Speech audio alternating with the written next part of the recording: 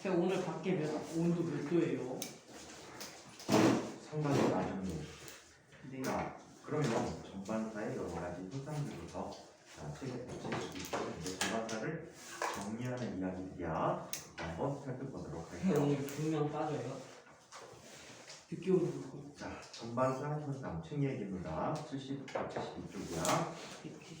자, 전반사 현상의 관찰, 물줄기를 따라서 진행하는 것의 전반사 현상. 아랫부분에 구멍을 뚫어놓은 마개구막은 페트병에 물을 채웠다. 구멍이 반대쪽에서 구멍을 향해서 레이저빛을 고정한 후에 마개를 뽑아서 물줄기 속에서 진행하는 빛의 경로를 살펴본다. 결과 레이저빛이 물과 공기의 경계면에서 전반사하며 물줄기를 따라 진행하게 된다. 자, 우레탄 봉을 따라서 진행하는 빛의 전반사 관찰. 우레탄 봉의 한쪽에서 레이저빛을 비스듬히 비추고 옆쪽에는 그림이야. 자, 빛의 진행 경로를 살펴본다. 결과 레이저빛이 전반사하며 우레탄 봉을 따라서 진행하게 되었다. 자, 아래 그림보니까 물줄기를 만들어 놓고 레이저 포인트로 쏴줬죠. 그랬더니 빛이 물속으로 들어가는 모습이 보이고 있어요. 그죠? 옆쪽에 실제 사진 갖고 찍어 놓은 그림입니다. 자, 옆쪽에 우레탄 봉 사진도 있고. 우레탄 봉이 뭐예요? 우레탄 봉이라고 해고 플라스틱은 아닌데 휘어져 막대로. 투명한 관은 아니고 투명한 막대야. 그래서 막 휘면은 내가 휘는 대로 휘어지는 아니야. 뭐라고 해야 되니? 딱히 설명할 게 우리 생활에서 별로 없어. 실험용으로 많이 쓰는 거야. 자, 수면에 비쳐 보이는 물고기에 대해서. 어항 속의 물고기를 수면의 아래쪽에서 보면 수면이 거울처럼 물고기의 모습을 반사할 때가 있다. 이것은 물고기에서 반사되어 나온 빛이 수면으로 입상할 때 물에서 공기를 향하는 빛의 인계각보다 큰 각도로 입상하여 전반사하기 때문에 나타나는 현상이다. 위에서 전반사에서 물고기상이 위에 하나 더 있는 것처럼 보이게 되는 거지. 자, 스넬의 참. 우리 지난번에 돈 많이 벌었죠? 누가 돈 많이 벌었지? 찬이 언니? 돈을 많이 벌었는데 그때 연못 가림막을 만들었었지. 가림막을. 그치? 이건 거꾸로야. 밑에 있는 물고기가 하늘을 보면 보이는 모습이 옆에 그림에 사진에 돼 있어. 하늘 전체가 어떻게 보이니? 동그랗게 보이는 거야. 오케이? 이 동그란 곳을 향해서만 물이 들어와서 거기만 밝게 보이는 거야. 나머지는 다 캄캄해. 빛이 안 들어와서. 그래서 하늘을 보면, 물속의 하늘을 보면 하늘이 동그랗게 보입니다. 오케이? 그 가림막의 크기하고 똑같이 자, 이렇게 보인다고 해요. 스넬의 참. 물에서 공기로 나가는 빛의 인계각은 약 49도라고 했지? 약 49도이다. 만약 물속에 작은 전광원이 있다면 전광원에서 나와 공기를 향하는 빛 중에 입사각이 48.8도보다 작은 빈만 굴절을 하여 공기 중으로 진행하고 이보다 큰 입사각으로 입사한 빛은 전반사하여 다시 물속으로 진행한다.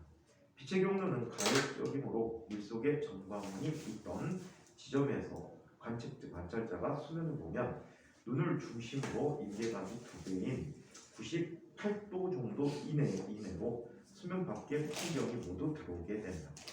즉 물속의 관찰자에게는 원형이 영역 안으로 수면의 밖의 풍경이 모두 보이게 되며 자, 원형의 영역 바깥쪽으로는 물속의 모습이 반사되어 보이는데 이것을 스넬의 참이라고 이야기하고 있다. 그래서 이런 특징이 생긴데 혹시 어안렌즈라는 거 혹시 본 적 있니? 사진 앞에다가 사진 찍을 때 필터 띄우는 렌즈가 있어. 필터 역할하는 렌즈. 왜 가끔가다 사진 보면 이런 사진이 있는데 어떤 건물 중앙에서 하늘을 향해서 찍었는데 이렇게 돼가지고 여기 건물들이 있고 하늘이 가운데 이렇게 모여있는 이런 사진 같은 거 본 적 있니? 어안렌즈라고 해서 물고기가 물속에서 밖을 보는 모습이 이런 모습으로 보인다라고 해요. 오케이?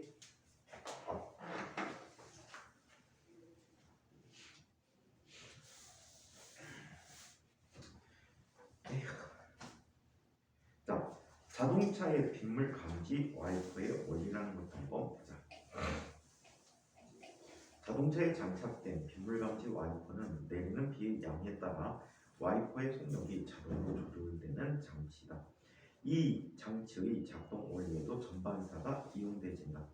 자동차의 전면 유리 상단에는 빗물을 감지하는 장치가 있는데 이 장치는 발광 다이오드 LED와 광 센서로 구성이 된다.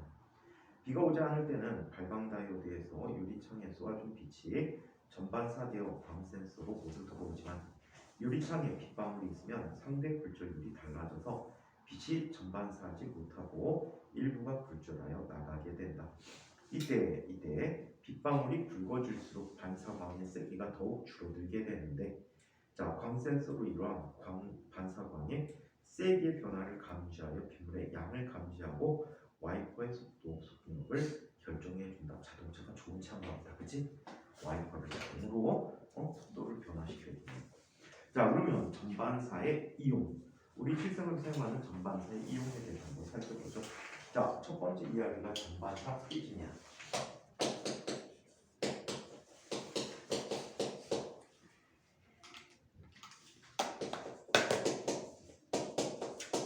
자, 전반사 프리즘이라고 하는데 전반사 프리즘이라는 것은 전반사 프리즘은 이런 게 전반사 프리즘이 된다라고 합니다. 자, 전반사 프리즘은 직각 삼각형 모양의 프리즘이 있는데 이게 전반사 프리즘이야.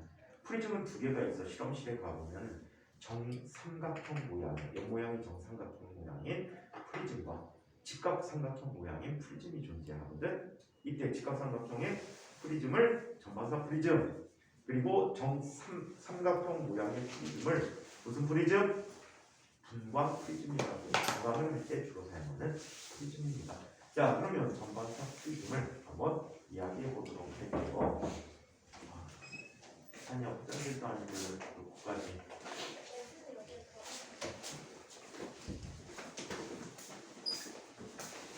이렇게 희망이 하나도 없어? 찾았겠어? 너무 힘들어요. 왜 힘들어? 이것처럼 한달 선생님이잖아. 오늘? 어제는 아니고 어제부터요. 학교에 무슨 일이 안 좋은 일이야? 안 좋은 일이고 편한 일이고. 편한 일이야? 갑자기 시험을 보신대? 학교 시험부터 어제 하는데 딸이 친구들 관계? 네? 친구들 관계? 그거랑 싸. 선생님하고 관계? 네? 선생님하고 관계? 친구가 성격이 좋아서 친구들하고 잘 어울릴 것 같은데.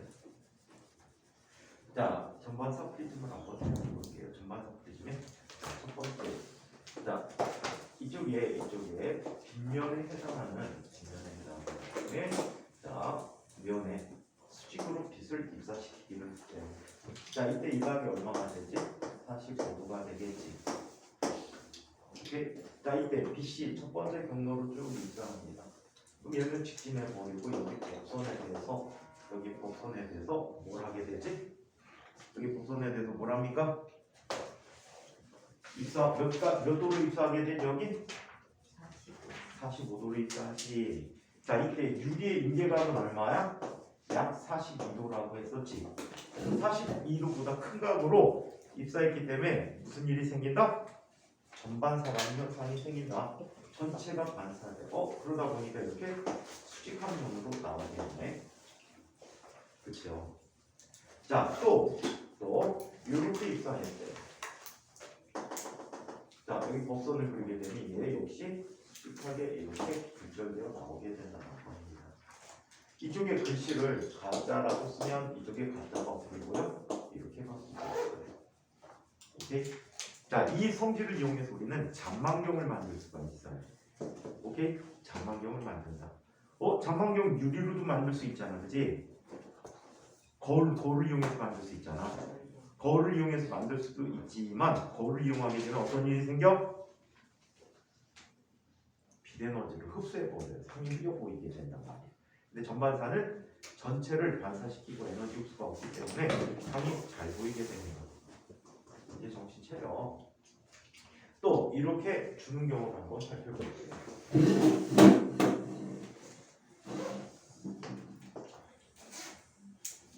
전반사 프리즘의 이쪽 면에다가 빛을 입사시킬 겁니다. 자, 이렇게 수직하게 입사시키면 입사각이 얼마가 되지?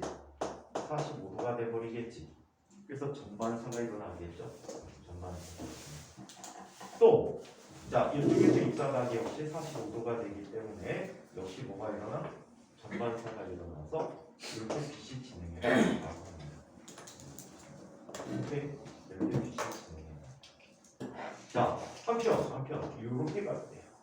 얘도 역시 전반사에서 이렇게 나오게 됩니다. 만약에 글자가 이쪽에 가짜가 있다면 어떻게 되지? 상하가 바뀌는 상이 생기는 거예요. 이쪽으로 놓으면 좌우가 바뀌고 있지. 이 프리즘은요 어디다 넣냐면 아래 그림에 쌍안경에 나와 있어. 쌍안경에 있으면 보통 볼록 렌즈를 이용한 망원경을 만들게 되면 상하 좌우가 바뀝니다. 오케이? 상하 좌우가 바뀌게 되는데 그때 이 프리즘을 넣게 되면 상하 좌우를 다시 바꿔줘서 원래대로 보이기 때문에 똑바로 선 모습이 보이게 된다고 하죠. 자, 한번 책으로 읽어보도록 하자. 전반사 프리즘은 직각 프리즘인데 빛의 진행 방향을 바꾸는 프리즘이다. 원리 유리로 만든 직각 프리즘에 수직으로 입사한 빛이 프리즘에서 다시 공기로 입사할 때 프리즘과 공기의 경계면에서 빛의 입사각은 45도가 된다. 자, 이렇게 45도가 되는데, 자, 이때 입사각이 유리에서 공기로 향하는 빛이 임계각. 자, 이게 42도보다 크고, 자, 이 빛의 직각 프리즘에서 전반사되어 나오게 된다. 이러한 성질을 이용하여 빛의 손실이 없이 진행 경로를 90도 또는 180도 바꿀 수가 있다. 이용. 거울에서 빛이 반사될 때는 빛이 일부가 손실되지만 전반사 프리즘은 빛을 손실 없이 모두 반사시키는 장점이 있다. 따라서 전반사 프리즘은 쌍안경, 사진기, 장망경 등의 광학 기구에서 거울을 대신하여 빛의 경로를 바꾸는데 사용한다. 자, 다이아몬드는 밑에 쌍안경 보면은 프리즘이 이렇게 서로 90도만큼 꺾여서 환상식이 있다는 걸 알 수 있지. 자, 이렇게 알 수 있고, 자, 이쪽에 장망경의 그림이 있어. 자, 다이아몬드는 굴절률이 2.43, 어떤 책은 2.42라고 나오는데, 자, 한번 볼까? 잠깐만, 조금만 기다려주세요. 같은 책인데 불구하고. 잠깐만요. 자, 여러분들 책에 153쪽을 펴보시면요, 아래쪽에 여러 가지 빛의 절대 굴절률의 표가 나와 있어요. 다이아몬드 얼마라고 나왔지? 2.42. 2.42라고 나왔는데 뒤쪽에서 뭐라고 썼니? 2.43. 2.43이라고 썼지? 그치요? 2.42가 맞아요, 선생님 알기로는. 자, 이렇게 했을 때 임계각이 24.3도로 매우 작다. 자, 이것은 전반사가 일어날 수 있는 입사각의 범위가 다른 물질보다 매우 크다는 것으로 전반사 다이아몬드 내부에서 빛이 전반사되기 쉽다는 걸 의미하게 된다. 따라서 세공된 다이아몬드는 윗면으로 입사한 빛이 바닥면에서 전반사하여 되돌아오게 되므로 다른 모든 보석들보다 더 반짝이게 된다. 그림가와 나와 같이 다이아몬드를 너무 깊거나 얇게 세공하면 빛이 전반사하지 못하고 밑으로 새어나와 광채가 약해지나 그림 다와 같이 각도를 조절하여 세공하면 전반사가 일어나 반짝거리며 빛나게 된다. 너무 깊게 가공되면 빛이 아래로 새나가죠. 너무 얇게 돼버리면 아예 전반사가 안 일어나고 빛이 나가버리겠지. 적당한 커팅이 필요하다. 자, 이쪽에 코너 큐브라는 게 있어. 코너 큐브는요, 길바닥 중앙선에 뭔가 박혀 있는데 밤에 다니다 보면 빛이 반짝반짝반짝하지. 맞아요? 내 헤드라이트에 빛이 여기 들어가서 반사돼서 나오는 거야. 전체 반사. 오케이? 항상 들어간 방향으로 나오기 때문에 걔가 반짝이는 것은 전등을 이용해서 걔에 불을 켜준 게 아니고 내 헤드라이트에 빛이 들어가서 반사돼서 나오는 빛이다. 지나가다 보면 진짜 심하게 반짝반짝할 때 있잖아. 그치? 비 온 다음 날 깨끗이 청소되죠. 응? 먼지 많이 낀 날은 잘 안 보이지. 응? 뭐라고? 자, 중앙선 부분에 붙여놓은 플라스틱 판 안에는 일종의 전반사 프리즘인 코노큐브 프리즘, 정육면체의 꼭지점과 인접한 세 모서리로 이루어진 모양으로 되어 있대. 이게 또 어디냐면 자동차 뒤쪽에 신호 있잖아. 신호 있는데 골목길에 캄캄할 때 차 타고 쭉 가다 보면 자동차 뒤가 갑자기 불 켜진 것처럼 보여. 빨간 불이. 이거 똑같은 원리야. 내 빛이 가서 반사돼서 전반사돼서 내 눈으로 들어오게 되는 거야. 그래서 자동차에 특별히 조명 장치를 하지 않아도 차가 있는 것을 확인시켜 줄 수가 있대. 오케이? 그래서 이렇게 나타나는 이런 얘들이 있습니다. 근데 이거 네. 마트나 네. 코스트 같은 데 있으면 있는 거 아니에요? 이거 그 주차장 같은 데 가서 있는 거 아니에요? 맞아요. 한 번도 못 봤는데 나. 반짝이는 거 못 봤어? 네. 주차장만 밝으니까 그렇잖아. 아, 도로의 중앙선 쪽에 또 있거든. 어딘지 잘 모르겠어요. 어두울수록 잘 보이지. 자, 이것은 자동차 전조등 불빛을 전반사의 운전자가 중앙선을 쉽게 구별할 수 있게 해준다. 자, 거울의 반사율은 80% 내지 95% 정도이며 빛이 보통의 거울에서 반사할 때는 한 개의 입사광선이 두 개의 반사광선으로 분리되어 희미한 상 하나가 더 생기게 된다. 자, 그래서 세기가 강한 상과 약한 상으로 두 가지가 나타날 수 있대. 윗면에서도 반사되어진다는 거야.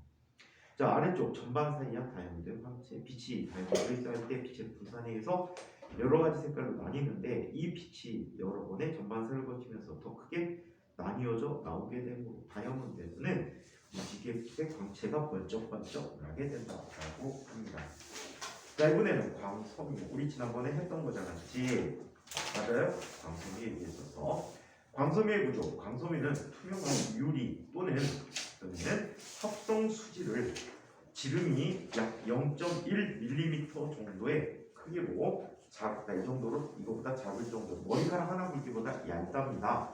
가늘게 뽑아서 만든 소재로 그림과 같이 투명한 코어를 클레딩이 둘러싸고 있는 이중 구조로 되어 있다. 그래서 코어와 클레딩은 나머지들은 다 보호층들이야. 자, 광섬유의 바깥쪽은 외부의 충격으로부터 보호하기 위해 플라스틱 보호층으로 쌓여 있다. 이러한 광섬유 여러 개를 다발로 묶어서 만든 것을 광캐블이라고 하며 광통신에 주로 이용된다. 원리 코어는 클레딩보다 굴절력이 큰 물질로 되어 있어서 광섬유의 단면을 통해서 코어 속으로 빛을 입사시키면 빛이 코어와 클레딩의 경계면에서 전반사하면서 진행한다. 따라서 빛의 세기를 거의 잃지 않고 코어를 따라서 먼 곳까지 전달할 수가 있다. 빛이 코어와 클레딩의 경계면에서 전반사에 있어서 나가는 모습이 나타나고, 이거 지난번에 우리 예제 문제를 통해 살펴봤었지? 맞습니까? 예제를 통해서 살펴봤던 문제입니다. 자, 9번. 코어는 굴절률이 1.4475 유리 정도의 굴절률을 갖고 있고 클레딩도 크지 않아. 1.4440 정도야. 자, 코어에서는 빛의 속도가 느리고 클레딩이 좀 더 빠르다. 자, 이단 매듭에서 소환 매듭을 진행할 때 전반사가 일어난다라고 했지. 재질은 코어는 보통 유리로 만들고 있고요. 자, 클레딩은 유리의 산화막이나 또는 합성 수지로 만들어주고 있다. 요즘 최근에 거의 다 합성 수지가 많아. 왜? 보호층의 역할을 더해줄 수 있거든. 속이 유리라서 뚝뚝 끊기는 단점이 있어. 자, 이용 광섬유는 빛의 진행 경로를 바꿀 수 있으며 빛의 세기를 최대한 약화시키지 않고 멀리까지 보낼 수 있으므로 광통신, 내시경, 장식품, 자연칠광 등에 사용된다. 의료용 내시경, 광섬유와 소형 카메라로 이루어진 가늘고 긴 내시경 튜브를 몸속에 집어넣어 내부 장기를 직접 관찰할 수 있다. 자, 광섬유의 장식품. 광섬유를 광원에서 연결하여 장식품을 만들게 된다. 자연 채광. 직광기로 모은 태양빛을 광캐블을 이용해서 원하는 것까지 보내서 어떤 실내를 밝혀줄 수도 있다. 자, 산업용 내시경. 내시경 카메라는 사람이 직접 안을 들여다보거나 들어갈 수가 없는 기계 내부나 배관 속을 관찰할 때 사용되기도 한다. 가끔 가다 보면 여기 도로에 배수구 있잖아. 배수구를 로봇 갖고 청소하는 거 봤니? 아니요. 조그만 로봇카가 있어. 그 자동차를 조절해 갖고 넣어가지고 청소해요 내부를. 옛날에는 다 뜯어내거나 좀 큰 데는 사람이 들어가서 했거든. 에이. 왜 위야? 누군가 그런 짓궂은 일을 해줘야 되지 않겠니? 굳은 일들을? 응? 누군가 해야 되잖아. 그럼 이제 안 되지. 직업인데. 응? 무지거러. 그래요? 가끔 가다 보면 똥차 아저씨들 있잖아. 아. 똥포 아저씨들. 중화조 청소 차량들 돈 많이 벌어. 몸에서 똥내가 나서 그렇지. 웃을 일은 안 나. 근데 이게 막 365일 다 똥과 관련된 일을 하잖아. 전에 어떤 식당에서 딱 이제 선생님 후배하고 식사하고 있는데 술 먹으면서 식사하고 있는데 갑자기 엄청 심한 냄새가 나.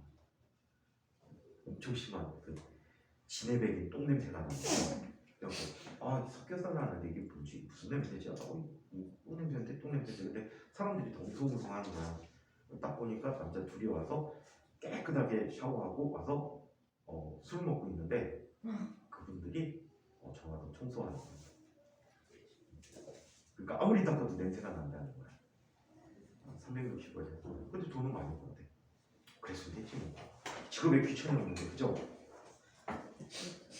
귀천은 있어요. 가장 나쁜 직업이 정치인이지. 정치인들이 나쁜 직업이야. 일하는 꼴을 못 봐 이 새끼들. 자 그러면 광통신을 한번 얘기해보자. 광통신. 자 광섬유의 중요한 용도 중에 하나는 정보통신에서의 사용이다. 광통신은 각종 통신 방법에서 정보를 전달하는 매개체로 전류나 전파 대신에 빛을 이용하게 됩니다. 오늘날과 같은 인터넷의 성장 및 각종 멀티미디어 서비스 발달은 광통신 기술이 발달하여 대용량의 정보를 전송할 수 있게 가능하게 된 것이다. 자, 정보통신의 방식은 크게 유선통신과 무선통신으로 나눌 수 있다. 유선통신은 구리선이나 광섬유를 이용하고 구리선은 전류신호를, 광섬유는 빛신호를 이용하여 정보를 전달하며 무선통신은 주로 전파를 이용한다. 이 무선통신은 이 다음 소단원에 나오게 됩니다. 자, 광통신의 원리. 광통신은 광섬유를 통해서 빛의 전반사를 이용하여 정보를 주고받는 통신 방식이다. 따라서 신호를 보내는 쪽에서는 전기 신호를 빛 신호로 변환시키는 장치가 필요하고 받는 수신부에서는 빛 신호를 다시 전기 신호로 재생시키는 장치가 필요하다. 광통신에서는 보통 빛과 달리 흐트러지지 않고 멀리까지 도달하는 레이저 빛을 사용한다. 광통신 과정. 광통신은 크게 송신부, 송신기, 정보체는 광섬유, 수신부, 수신기로 구성이 되어 있다. 송신부는 송신기를 이용하여 전송하고자 하는 정보를 담은 전기 신호를 빛 신호로 바꿔주는 거야. 오케이? 빛 신호로 바꿔주게 되고, 자 이때 진행하는 빛의 신호가 정보 채널을 통해서 전달되는데 이 신호가 광섬유를 통해서 수신부로 이동하고 있다. 이때 먼 거리를 진행하는 빛은 신호가 약해질 수가 있는데 그때 광증폭기를 이용해주고 있다. 약 100km마다 하나씩 있어. 약 100km면 도시 사이에 있는 거야. 우리나라는 보통 한 80km 정도에 있다. 그렇답니다. 자, 수신부. 수신기를 이용하여 수신한 빛신호를 전기신호로 변환시켜주는 장치야. 그래서 전기신호로 변환하여 처음과 같은 음성, 영상 정보를 재생해 줄 수가 있다. 자, 아래 그림을 보세요. 정보를 송신부를 통해서 전기신호를 빛신호로 바꿔주게 됩니다. 자, 이 빛신호를 타고 광섬유를 통해서 수신부까지 도달하게 되죠. 이 수신부에서는 우리 흔히 광다이오드라는 다이오드가 있거든. 이 광다이오드를 이용해서 어떻게 해줍니까? 전기신호로 다시 변환시켜 줍니다. 자, 그래서 이 전기신호를 이용해서 정보를 얻게 되는 거죠. 옆쪽에 광증폭기가 있다. 광섬유를 통해서 빛신호가 전송될 때 그 에너지의 극히 일부는 코일을 이루는 물질에 흡수되어진다. 따라서 전반사를 하며 빛이 전송되더라도 먼 거리를 전송하면 그 세기가 약해지게 된다. 따라서 중간에 신호를 다시 강하게 해주기 위해 광증폭기를 사용하여 빛을 증폭시켜준다.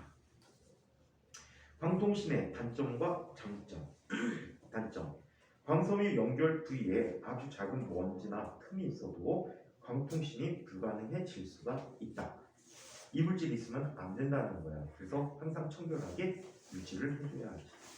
자, 한편 화재나 충격에 약하고 급격하게 휘면 끊어질 수가 있다. 뚝 하면 뚝뚝 끊어져요. 근데 문제는 끊어지면 어디가 끊어진지 몰라. 불선 같은 거 연결하면 다시 쓸 수 있지. 얘는 연결하지 못해. 전체를 다 교체해야 된다는 단점이 또 존재합니다. 자, 설치된 광케이블이 고장이 나버리면 자, 수리가 어렵다, 불가능이야. 수리하는 대신에 교체를 해줘야 해. 오케이? 자, 구리도선을 이용한 광통신 방법의 통신 방법에 비해 설치 비용이 많이 들지만 유지 비용이 조금 들어. 설치 비용은 많이 들지만 유지 비용이 적어. 왜? 수명이 더 길기 때문에. 수명이 더 길고 에너지 손실이 없어서. 자, 장점들을 한번 살펴보자. 구리도선을 이용한 유선 통신보다 훨씬 많은 양의 정보를 전송할 수가 있다.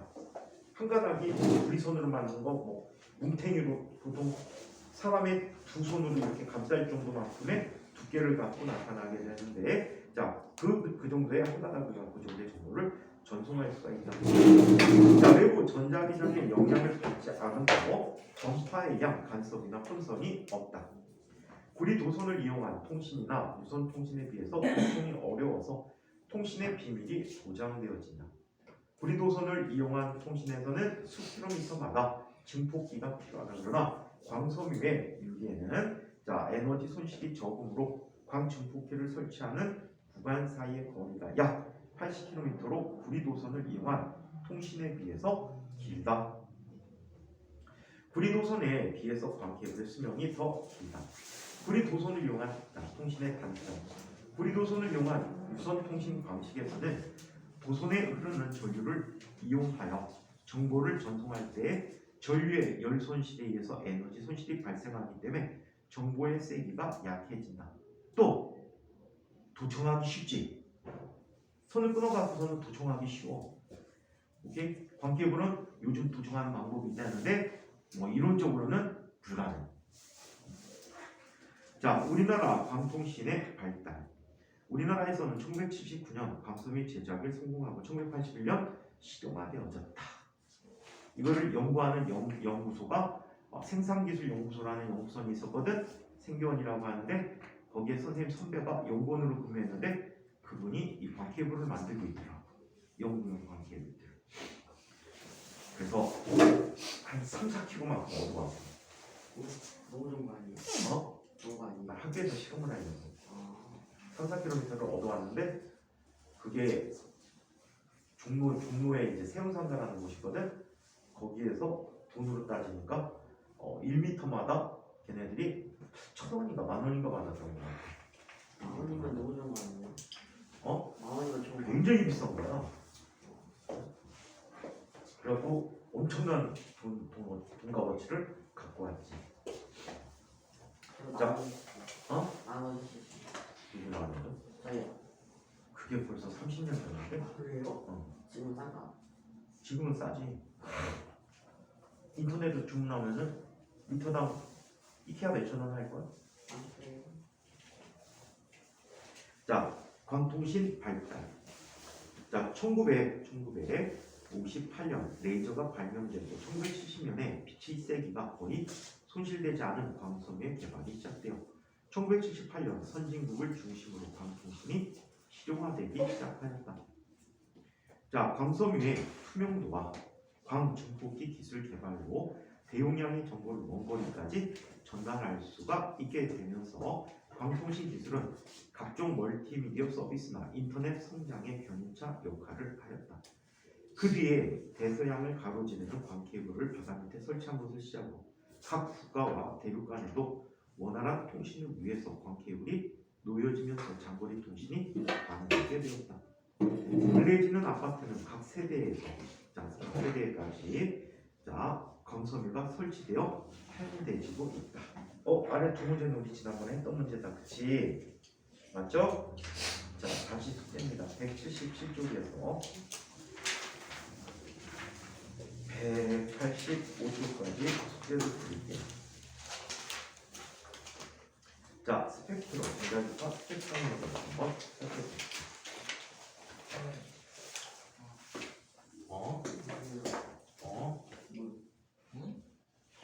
창문 물면 추워. 왜 답답해? 잠이 와요. 잠이 와? 잠이 다 오고 있는데?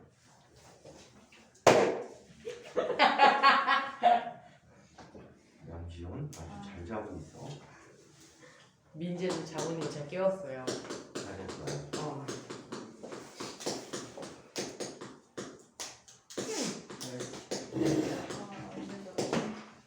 자, 전자기파의 스펙트럼에 대해서 한번 살펴보도록 하겠습니다. 전자기파의 스펙트럼. 자, 첫 번째 전자기파.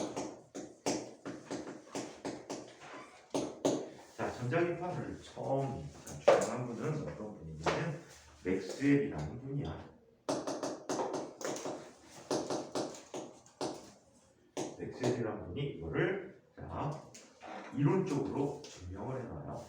이것을 다시 누가 헤르츠라는 분이 이것을 다시 만들어줘요. 실제 실험을 해요. 그래서 전자기파를 만들어내는 실험을 하게 됩니다. 자, 한번 서론 부분 전자기파를 한번 볼게요. 햇빛을 프리즘을 통과시키면 여러 가지 색깔의 빛으로 나눠진 것을 볼 수 있는데, 자, 이때 이와 같은 빛은 눈으로 볼 수 있다고 해서 가시광선이라고 부르고 있다. 햇빛에는 가시광선 외에도 눈에 보이지 않는 적외선, 자외선 등이 포함되어져 있다. 이 파동들은 휴대전화에서 사용하는 것과 같은 종류의 파동으로 X선, 감마선과 더불어 전자기파에 속하게 된다라고 얘기해요. 자, 어떤 아이들이냐면 파장의 크기에 따라 이런 종류가 있다라고 합니다. 이거는 과거 중간고사 시험에서 나왔던 문제가 돼요. 자, 파장이 긴 거로부터 갈게요. 파장이 긴 파를 우리는 흔히 함축해서 라디오파라고 해요. 이것도 세분화시키는데 그냥 라디오파라고 할게요. 이 라디오파보다 파의 길이가 짧아지게 되면요, 얘는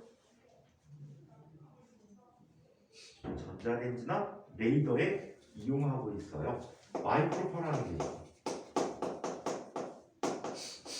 마이크로파를 이용해서 마이크로파를 이용해서 레이더나 또는 전자레인지를 만드는 이러한 일을 해줄 수가 있다라고 합니다. 자, 물 같은 경우에는 고유 진동수가 파장이 12.2cm를 갖는 빛이 전자기파의 진동수와 같아서 이 파장만큼의 전자기파를 계속 쏘아주게 되면 물이 진동을 합니다. 플러스 마이너스 계속 진동을 해버려서 어떻게 되지? 플러스 마이너스 계속 진동해서 뜨겁게 만들어주죠. 그래서 음식물을 데우는 데 사용하고 있어. 자, 그 다음에 적외선이 있어. 그리고 가시광선이 있어. 또 뭐가 있어? 자외선이 있고 X선, 감마선이 있고. 그래서 라디오파에는 이와 같은 것이 있다고 합니다. 자, 그러면 전자기파의 발생과 전파를 이야기해볼게요.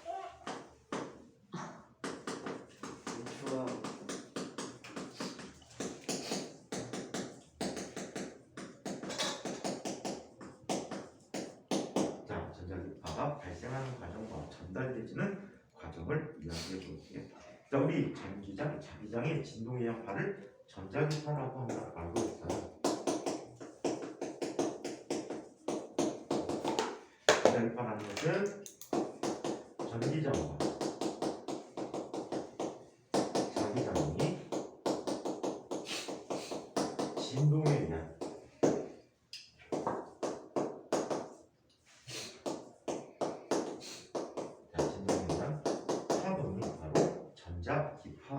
라고 이야기합니다. 자, 그래서 얘네들의 모습이 어떤 형태로 나타나냐면 이런 형태로 나타나게 돼요. 여기 3차원 좌표가 있대. 이쪽이 전자기파의 진행 방향이에요. 진행 방향이고 세로 쪽은 전기장, 가로 쪽은 자기장의 축을 갖고 있다라고 합니다.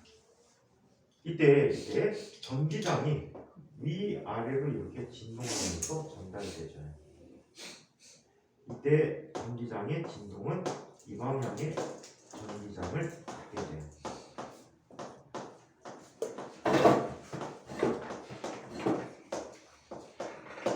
자, 그 다음에 자기장의 진동은 어떻게 나타나?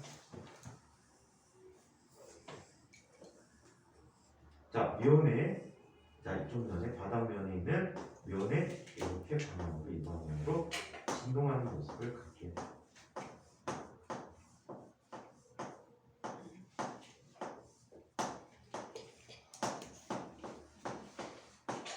자, 이런 전기장을 갖는다. 이 그림 잘 기억해 두세요. 특히 B는 자기장인데 이렇게 기억, 바닥에 있다. 이렇게 바닥을 이룬 건 B야. 세로는 전기장이야. 오케이? 자, 그래서 이렇게 나타나는 전기장의 모습이 있다라고 합니다. 자, 한편 전자기파의 발생 과정을 한번 이야기해보자. 책 얘기 맞아? 전자기파 이렇게 뭐가 할까? 공간의 한 곳에서 전기장의 변화가 일어나면 자기장이 생기고 또 자기장의 변화가 일어나면 다시 전기장이 생기게 된다. 자, 전기장의 변화와 자기장의 변화가 서로 번갈아 유도돼지고 공간을 퍼져나가는 파동이 바로 전자기파다라고 얘기해.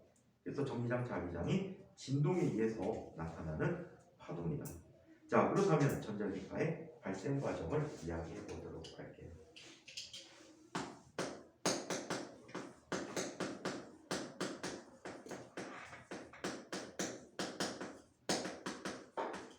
자, 전자기파의 발생 과정을 한번 이야기해 보도록 하겠습니다.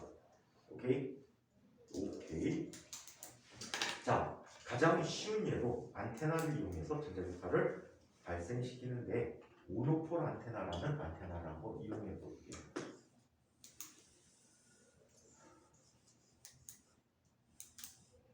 아니. 뭐라고? 아니. 수생만 하는 거 아니에요? 어? 수생만 하는 거 아니에요?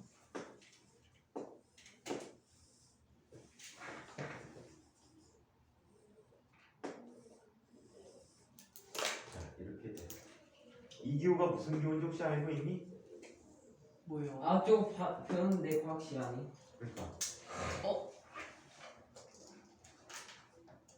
태호가 이거 기호 볼까? 교류의 전원. 그렇지, 교류전원. 어디 나왔어? 자, 교류전원이 생겨. 플러스 마이너스가 자꾸 바뀌는 거야. 전류가 이렇게도 흘렀다가 이렇게도 흘렀다라고. 그럼 그거에 따라 여기에 자기장이 계속 변하겠지. 맞아? 이 자기장이 변하는 걸 얘는 또 좋아할까 싫어할까? 그럼 저런 거 근데 전기회로 꼭 나오잖아요. 자, 얘에 따라서 얘도 여기에 자기장을 발생시켜. 유도자기장이라고 얘기해 줄 수가 있어. 이거에 따라서 이쪽에도 전류가 오르락내리락 하는 일이 생기게 됩니다. 오케이? 만약에 요 진동에 의해서 전류가 이쪽에 플러스 이쪽에 마이너스가 걸렸다라고 하자. 그러면 이 도선 안에 있는 전자가 어떻게 되지? 이 도선 안에 전자가 어떻게 되니? 위로 올라가게 돼. 오케이? 위로 올라간다. 오케이.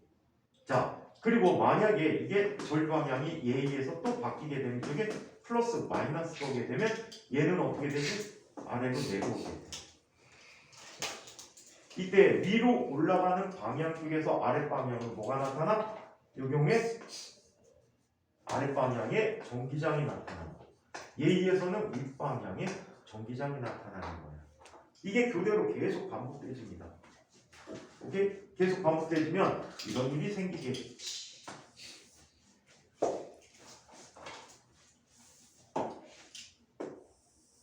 자, 시간에 따라서 전기장 2의 모습이 이렇게 되겠지. 점점 커졌다가 점점 작아졌다. 반대 방향이 됐다가 다시 줄었다가 다시 반대 방향. 이런 식으로 변화가 된다. 그래서 윗방향의 전기장들을 가질 때, 아랫방향의 전기장들을 가질 때 이런 식으로 시간에 따라 자꾸 변하는 전기장이 형성되죠. 오케이? 이 전기장이 변하면 자동으로 누가 생긴다고 했지? 자기장도 생긴다고 했지? 그래서 자기장이 수직하게 이렇게 나타나는 거야.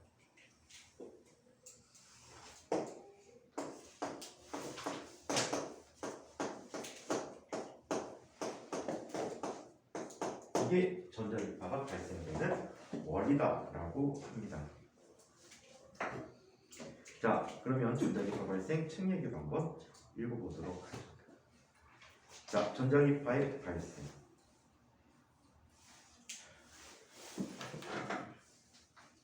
자, 소리가 일체의 진동으로 발생하는 것과 유사하고 전자기파는 전하를 띤 입자의 진동으로 발생하게 된다. 그림과 같이 수직으로 세워진 직선 안테나에서 전하가 아래 위로 가속 운동을 할 때 주위에 진동하는 전기장과 자기장이 생긴다. 전기력선이나 자기력선은 인접한 전기력선이나 자기력선을 서로 밀어내는 성질을 가지고 있으므로 계속해서 발생하는 전기장이나 자기장에 의해서 먼저 발생한 전기장이나 자기장이 밀려서 주기적으로 진동하는 파동의 형태로 주위 공간을 퍼져나가는 이런 성질이 있다라고 합니다. 지훈아, 너나 잘해. 깨워준다고 그래요. 아니 저가 안 잘했잖아요. 되게 웃긴 얘기 해줄까? 너나 잘해라는 말? 네, 잠깐만. 너나 잘해라는 말 되게 웃긴 얘기 했는데 선생님 친구들이 진짜 친한 친구들이 한 7명에서 10명이 항상 모여 다녔어. 그래서 서울에 가서 술을 많이 먹었거든. 서울에서 술을 먹고 밤에 이제 새벽에 잘 데가 없잖아. 친구네 집에 모여가는 거야. 근데 친구네 집이 되게 커. 강남에 있는. 몇 평인데요? 집이 지하 1층, 지상 3층짜리 집이야. 헐. 정원에 연못도 있어. 와. 그 친구 아버지가 원래 장군 출신이야. 근데 좀 오래 있어가지고 장군 나시거든. 자본사 등신이요? 오늘이 어저께가 12.12지? 네. 12.12가 뭐니? 12신? 전두환 군사 쿠데타 일으킨 날이잖아. 아, 그날 육군본부 당직 사령관이셨어, 걔 아버지가. 그러니까 그 전두환 애들이 막 쳐들어오는데 발포명령이셨었지. 대박이지. 그리고 나중에 전두환한테 잘리게 돼. 그래갖고 강제 전역당하셨어. 선배님 이제 물러나시죠. 그러고 잘렸대. 근데 걔네 집에 가면 그 친구 아버지가 엄청나게 젊은 놈들이 술 먹고 다니면서 혼내셔. 너희들이 나라의 귀등인데 이렇게 술 처먹고 훔쳐먹던 사람 되셨어? 맨날 혼내셨다. 근데 문제는 혼나는 게 문제가 아니고 걔네 집에 막 가고 있었어. 근데 한 녀석이 애들한테 갤포스를 돌린 거야. 뭘 그래? 갤포스 위장약. 술 좀 덜 취하라고 그 이제 갤포스를 다 애들한테 하나씩 줬어. 근데 문제는 한 녀석이 그거 먹고 더 속이 나빠진 거야. 그러니까 걔네 집 가기 직전 옆집에다가 그 옆집 바닥에다가 토를 하기 시작했어. 으르르 하는데 안 나와. 그러더니 이 갤포스 돌렸던 친구 녀석이 어떻게 했는지 아니? 막 가갔더니 얘 등을 두들겨줘. 야 괜찮아? 괜찮아? 막 두들기는데 아무것도 안 나오고 갑자기 두들기면서 지가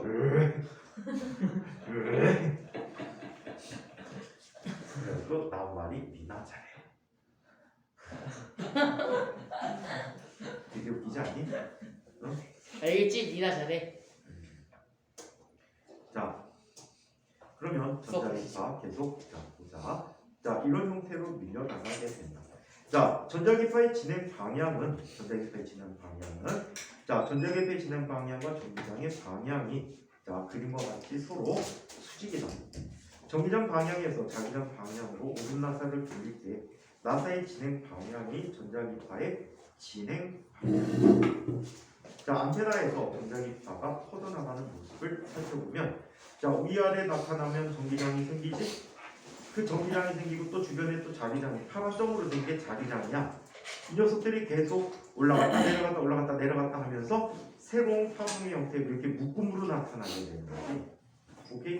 묶음으로 나타나게 되는 거야. 이거를 좀 다른 방법 갖고 설명해 줄게. 시험 확장 얘기인데 그 얘기를 한번 그림으로 표시해 보자. 재미난 거 하나 있어.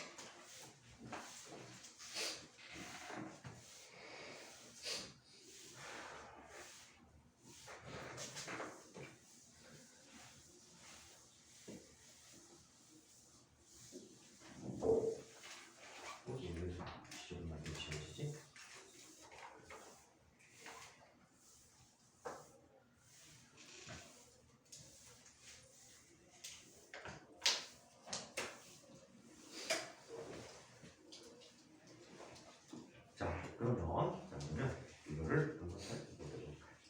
자, 전자기파의 발생 후 방법을 설명해 드리겠습니다. 이쪽에 회로가 있다. 오케이? 이 회로가 있다라고 해. 자, 이 회로에서 자, 예를 들어서 이렇게 구성된 I라고 하죠.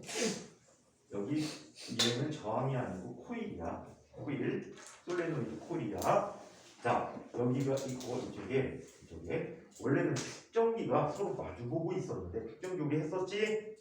전기를 저장하는 장치야. 자, 근데 얘를 이렇게 약간 벌려놓을게.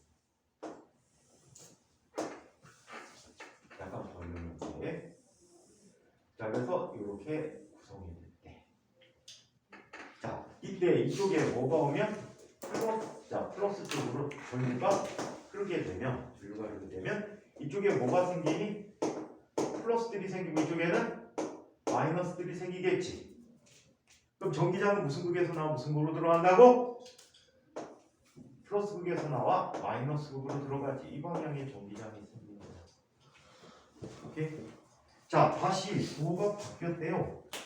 이쪽이 플러스가 돼버리고요. 이쪽이 마이너스가 돼버려. 교류기 때문에. 교류는 플러스 마이너스가 자꾸 바뀌는 아니지. 오케이? 자, 그래서 이렇게 돼버리면 전기장이 어떻게 되니? 다시 반대 방향의 전기장을 형성하게 되는 거예요. 크기도 변화가. 이것이 계속 지속적으로 작용해서 얘는 이런 모습이 돼버리는 거예요. 이런 게 자발로 여러 개가 생기는 거예요. 자, 이쪽 방향에 예를 들어서 자, 이렇게 생긴 거지. 그 앞전에 아이도 얘에 의해서 밀려났지. 밀려나서 이렇게 보여지. 그리고 자기장 방향이 여기로 움켜쥐는 방향에 자기장 방향이 생겨. 이 방향으로 자기장이 생기고 이 방향에 자기장이 생기는 거야. 이렇게 돼버리는 거지. 이해해요? 오케이? 자, 그래서 거꾸로 이렇게 나타나. 자, 얘에 의해서 밀려난 아이도 또 이쪽에 나타나겠지. 얘에 의해서 밀려난 아이도 또 이렇게 나타나겠지. 이거 뭐가 있나? 여기서 많이 뿌듯하지 않니? 와이파이. 그렇지, 와이파이. 어. 이 기호를 이용해서 이걸 이용해서 와이파이 기호를 만든 거야. 대박이지. 이걸 이용해서 와이파이 기호를 만들었대. 오케이? 자, 그래서 이렇게 교류가 발생되는 과정을 이야기했습니다. 그러면 어떻게 이런 신호를 받아들일까? 아주 잘. 이것도 우리 아까 얘기한 모노폴 안테나. 막대가 하나인 안테나라고 설명을 해줄게. 혹시 니네들 뭐 어떤 집에 보면 베란다에 이렇게 생긴 안테나 본 적 있니? 가끔 있는 집이 있어. 그 슬기로운 감방 생활에서 그 구리선으로 그래요? 하는. 이런 안테나들이 있는데 이 안테나의 막대가 이 축전기 역할을 해.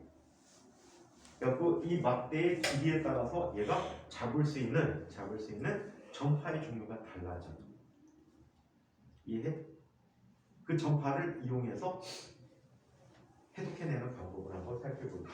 자, 이쪽에 역시 모노포나 하나가 있다는 거예요. 얘는 적지됐다는 뜻이야. 땅에다 박아놓은 거야. 자, 이렇게 됐는데 얘는 전자가 있었어, 그렇지? 전자 하나가 있었습니다. 이때 이 전자들을 자, 쓸 때는 주로 누구로 쓰니? 전파에 누구를 이용하게끔 해주니? 전기장을 이용하게끔 해줘. 여기 위아래로 진동해 오는 전기장이 오고 있었어.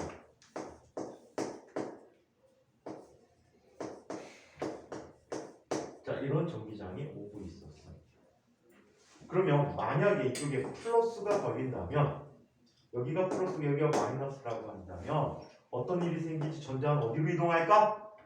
플러스를 향해서 이동하겠지. 맞아? 그럼 여기에 뭐가 생기니? 자기장이 생기겠지. 이 자기장의 신호를 이용해서 이쪽에 뭘 얻어내는 거야? 전기 신호를 얻어내는 거야. 전기 신호를 얻어낼 수가 있어. 라디오를 이렇게 듣는 거야. 만약에 이쪽에 I가 플러스래. 자, 이쪽이 플러스, 이쪽이 마이너스면 위에서 아래로 전기장이 오고 있는 거야. 그럼 전자는 어디로 가니? 전자는 위로 올라가게 돼. 그래서 이쪽에 자꾸만 바뀌는 전류가 흐르겠지. 이 바뀌는 전류를 이용해서 전기 신호를 얻어낸 것이 바로 라디오, 텔레비전과 같은 장치들이다 라는 거예요. 2001 찬이가 20하니? 네.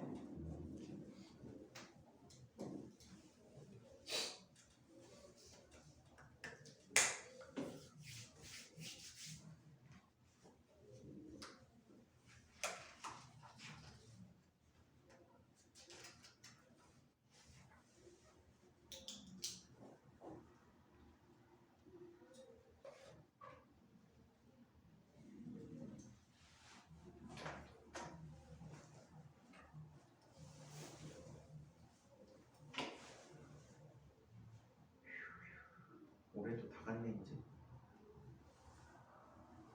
안돼.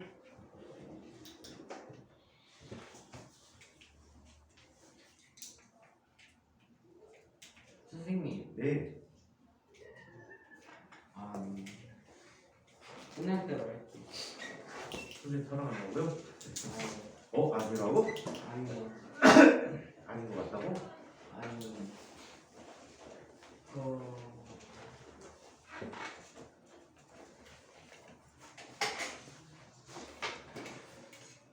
크리스마스 무슨 요일이에요? 토요일. 좋겠네. 괜찮아. 크리스마스 토요일이네. 아, 어차피 크리스마스 빨간 날 아니잖아. 빨간 밤인데. 빨간 날 아니야. 빨간데? 아니 자격은 그렇게 써있는데 중학교는 지장 없지. 어차피 우리 토요일이잖아. 그러니까 어차피 야, 성탄일도 쉬는데 크리스마스 안 쉬어? 제 담임쌤이 어차피 크리스마스 평일이어도 이제 학교 간다던데. 누가 그러셔? 담임쌤이. 진짜로? 가짜 뉴스인데? 그럼 법정 공휴일이야. 저기 소철 그래요? 법정 공휴일이야. 크리스마스 이브에 안 가지. 제가 마시고. 나 크리스마스 이브에 가지. 우리 사실 크리스마스 날은 의미 없지 않아? 맞아요. 모든 행사 크리스마스 이브에 가잖아. 아, 뭐예요? 교회 가는 사람. 솔직히 교회 다니는 사람. 교회 다니는 사람. 아니? 교회도 안 다니면서 왜 크리스마스를 챙기는 거야? 그러니까. 크리스마스 때문에. 꾸미는 게 재밌잖아요. 하주에 교회 다닌대요. 하주? 스님이 크리스마스 와서 그 교회 가가지고 노래 교회 가서 막.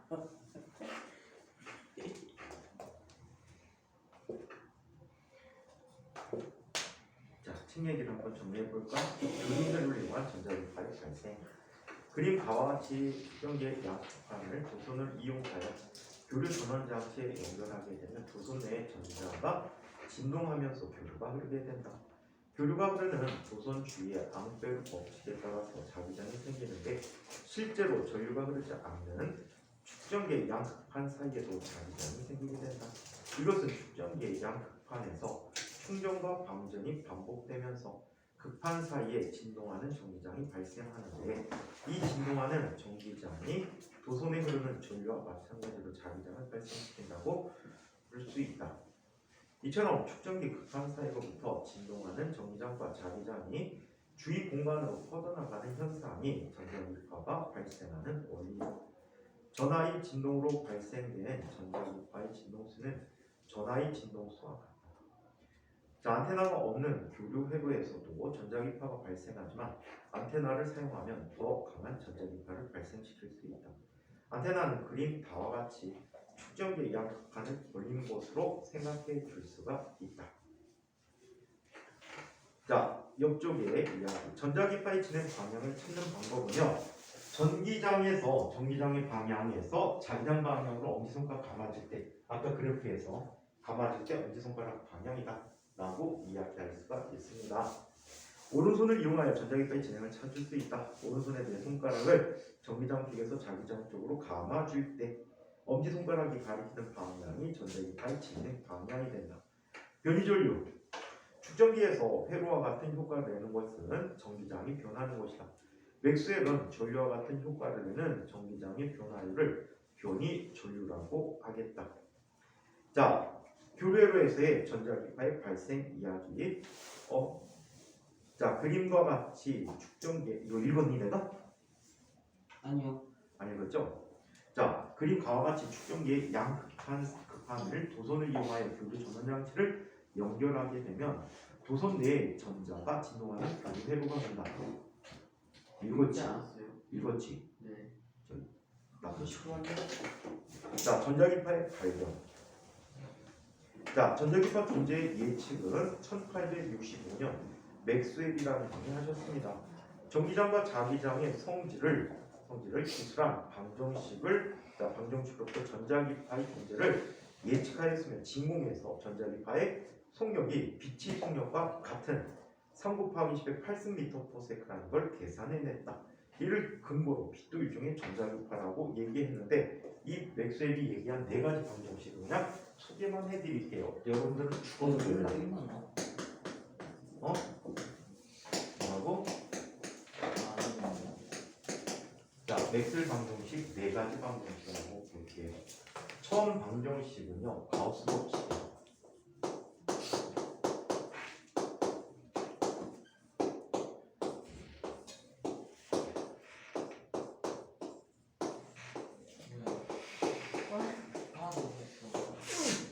자, 이렇게 쓰는 식이에요. 신기하지? 자, 두 번째, 또 얘도 가우스 법칙이야. 위에 거는 전기에 관한 가우스 법칙, 아래 거는 자기에 의한 가우스 법칙.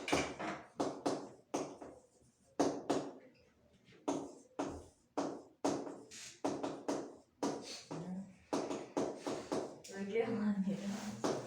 외계어라고? 수학 기호예요. 자, 세 번째 법칙은 페로데이 법칙. 해리마요? 우리 했잖아, 페로데이 법칙.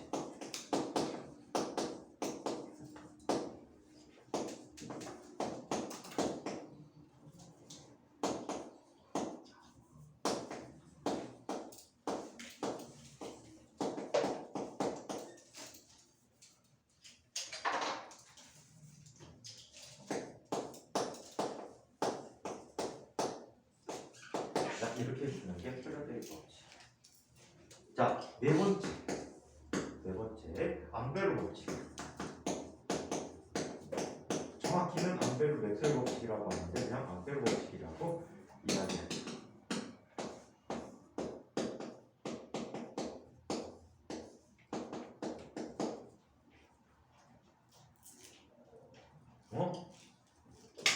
잘못 썼다. 바우스키. 바보야.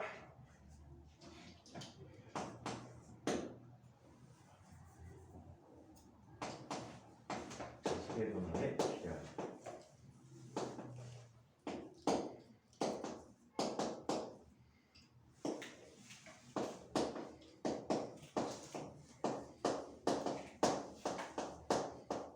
자, 이렇게 나타나는 네 가지 법칙이야. 되게 신기하지? 외계어지 외계어. 자, 그래서 요 법칙들을 네 가지 법칙을 우리는 맥스웰 방정식이라고 하는데 자 얘는 그냥 이런 게 있다라는 정도만 기억해 두면 돼. 오케이? 이 정도만 있다. 자, 전자기파의 존재 확인. 1885년 헤르츠가 전자기파의 존재뿐만 아니라 전자기파의 성질이 빛의 성질과 같다는 것을 실험을 통해서 확인했답니다. 자, 전자기파의 존재를 확인한 헤르츠의 실험. 헤르츠는 유도 코일로 두 전극 사이의 고전압을 걸어서 방전을 시켰더니 멀리 떨어진 곳에 있는 검출기에 불꽃이 튀는 걸 발견하였다. 이 현상은 두 전선 사이에서 방전이 일어날 때 전자가 가속 운동을 하면서 전자기파를 발생하고 이 전자기파가 공기 중으로 퍼져나가 검출기에서 다시 전기 방전을 일으킨 것이라고 한다. 헤르츠의 실험. 헤르츠는 계속해서 전기 진동회로에 의해서 발생한 전자기파의 파장과 진동수를 측정하여 전자기파의 속력을 구한 결과 맥스웰의 예측대로 빛의 속력과 같음을 확인하였다. 이로써 빛은 공간에서 변하는 전기장과 자기장으로 전파되는 운동에 전자기파라는 것이 밝혀지게 되었다고 합니다. 자, 전자기파의 특징. 다음 바닥 188쪽.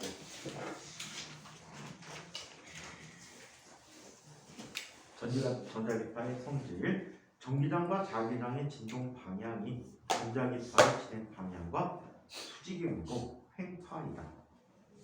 전자기파는 파동의 형태로 에너지를 전달하지만 다른 파동과 달리 외질이 없어도 진행하는 파동이다. 전자기파의 전파 속력은 진공에서 약 3 곱하기 10의 8cm/s로 빛의 속력과 같다. 전자기파는 빛과 같이 반사, 굴절 등의 현상을 일으키며 파장이 짧을수록 직진성이 강하고 파장이 길수록 회절이 잘 일어나게 된다. 전자기파의 파장과 진동수. 전자기파는 진공에서의 파장에 관계가 없이 빛의 속력과 같은 3 곱하기 10의 8cm/s의 속력으로 진행한다. 따라서 빛의 속력을 C라고 할 때 전자기파의 진동수 F와 파장 람다 사이에는 다음과 같은 관계가 성립한다. C는 F 람다이다. 전자기파가 전달하는 에너지 다른 조건이 같다면 진동수가 클수록 파장이 짧을수록 에너지가 크다라고 합니다. 진공에서의 빛의 속도의 실제 값은 2.99792458 곱하기 10의 8cm/s인데 이거 다 쓰는 새끼는 바보다. 3 곱하기 10의 8cm/s만 쓰면 되겠다. 자, 그래서 이렇게 나타나는 전자기파의 종류는 우리 다음 시간에 살펴보도록 하죠. 이거 전자기파 종류 바로 마치고요. 자, 현대물리라는 파트를 보도록 할게요. 파동의 간섭이라는 부분을 먼저 보여드립니다. 자, 수고들 하셨습니다. 오늘 또 열심히 공부하십시오. 꺼요. 네.